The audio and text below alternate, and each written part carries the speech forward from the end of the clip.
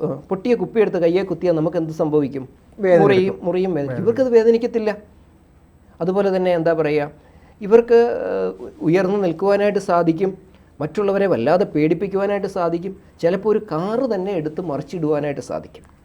ഈ ഒരു നിമിഷം കൊണ്ട് ഈ മുറിയിലെ വസ്തുക്കളെല്ലാം തന്നെ അവർക്ക് മാറ്റി അങ്ങോട്ടും ഇങ്ങോട്ടും പവർഫുൾ എനർജിയാണ്. പവർഫുൾ എനർജിയാണ് തീർച്ചയായിട്ടും പവർഫുൾ എനർജിയാണ്.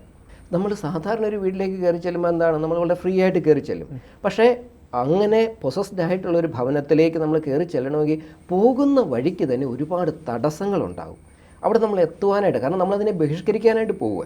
അപ്പോൾ ആ ബഹിഷ്കരിക്കാൻ പോകുമ്പോൾ അതിനെ തടയിടാൻ വേണ്ടി പലതരത്തിലുള്ള തടസ്സങ്ങൾ പോകുന്ന വഴിക്ക് നേരിടേണ്ടി വരും. അതായത് പോകുന്ന വഴിക്ക് ചിലപ്പോൾ നമ്മുടെ വാഹനം എന്താ പറയുക മറിയാൻ പോകുന്നതായിട്ടോ അങ്ങനെ പല അനുഭവങ്ങൾ വരും. അവിടെ എത്തിപ്പെടാതിരിക്കാൻ, അതിന് ബ്ലോക്ക് ഇടാനായിട്ട് ഉള്ളൊരു സംഭവം. വീണ്ടും നമ്മൾ ആ ഭവനത്തിലേക്ക് കയറി ചെല്ലുമ്പോൾ നമുക്ക് അസ്വാഭാവികമായിട്ടുള്ള ശബ്ദങ്ങൾ, ഗന്ധങ്ങൾ, നമ്മളെ തിരിച്ച് പോകാൻ പ്രേരിപ്പിക്കുന്ന തരത്തിലുള്ള കാര്യങ്ങൾ നമുക്കവിടെ കാണുവാനായിട്ട് സാധിക്കും.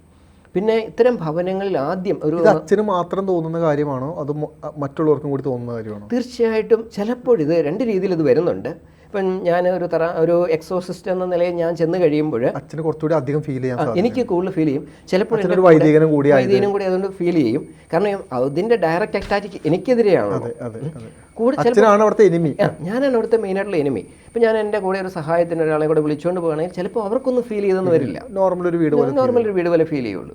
പക്ഷേ ചില സമയത്ത് അവരും പറയാറുണ്ട് അവർക്കത് ഫീൽ ചെയ്യുന്നുണ്ട്. പിന്നെ എന്തൊക്കെയാണ് അവിടെ ചെല്ലുമ്പോൾ ഫീൽ ചെയ്യുന്ന കാര്യമെന്ന് പറയുന്നത് എന്താ പറയുക, അവിടെ ദൈവികമായ കാര്യങ്ങളെല്ലാം. ഇപ്പോൾ ഒരു കുരിശുണ്ടെങ്കിൽ അത് പൊട്ടിയായിരിക്കും, അല്ലെങ്കിൽ ദൈവത്തിന്റെ ഫോട്ടോ ഉണ്ടെങ്കിൽ അത് കാണാൻ പറ്റുമോ? തീർച്ചയായിട്ടും. പിന്നെ അവിടെ അടുക്കും ചിട്ടയും ഒന്നും കാണത്തില്ല. തീർച്ചയായിട്ടും അത് എക്സ്ട്രീം കേസുകളിൽ അങ്ങനെ വരുന്നുണ്ട്. ഇപ്പം അവർ നമുക്കൊരു ഗ്ലാസ്, ഇപ്പം ഞാൻ വീട്ടിൽ ചെന്നു, അപ്പം പൊസസ്ഡ് അല്ലാത്ത ആൾക്കാരുണ്ടെന്ന് വിചാരിക്കുക, അവർ നല്ലൊരു ചായ മധുര വീട്ടിൽ തന്നെന്ന് വെച്ചു. ചിലപ്പോൾ എനിക്കത് അനുഭവപ്പെടുന്നത് അത് കുടിക്കാൻ പറ്റാത്ത രീതിയിലായിരിക്കും. ഭയങ്കര കമർപ്പായിട്ടോ അല്ലെങ്കിൽ എന്തോ വിഷം കഴിക്കുന്ന പോലെ ആയിരിക്കാം. ചിലപ്പോൾ ഒരു രുചിയില്ല. അപ്പോൾ ഞാൻ പറയുകയാണ്, ഇതിനകത്ത് ഇച്ചിരി പഞ്ചസാര ഇട്ട് തന്നതിനകത്ത് മധുരം ഒട്ടും ഇട്ടിട്ടില്ലല്ലോ. അച്ഛൻ ഞങ്ങൾ 2 സ്പൂൺ, അച്ഛനാണല്ലോ എന്ന് ഓർത്ത് 2 സ്പൂൺ പഞ്ചസാര ഇട്ടിട്ടുണ്ടെന്ന് പറയും. പക്ഷെ നമുക്ക് മധുരം ഫീൽ ചെയ്യണമെന്നില്ല. ആ വീട്ടുകാർക്ക് എന്തൊക്കെ അനുഭവങ്ങളായിരിക്കും? ഇത് അച്ഛൻ്റെ അനുഭവമല്ലേ? ആ വീട്ടുകാരെ സംബന്ധിച്ചിടത്തോളം ഇപ്പോൾ ഒരാൾ പൊസസ്ഡ് ആയിട്ടുണ്ടെങ്കിൽ ആ വീട്ടുകാരെ സംബന്ധിച്ചിടത്തോളം അവർക്കുണ്ടാകുന്നത് എന്തോ വലിയ ദുരന്തം വരാൻ പോകുന്നു, ഞങ്ങൾ നശിക്കാൻ പോകുന്നു എന്നൊരു ചിന്ത, ഒരു ഭയങ്കര ടെൻഷനുണ്ട്. അതുപോലെ വീണ്ടും അവരുടെ മനസ്സിൽ വരുന്നൊരു ചിന്ത ഇതാണ്, ഞങ്ങളെന്തോ പാപം ചെയ്തിട്ടാണോ,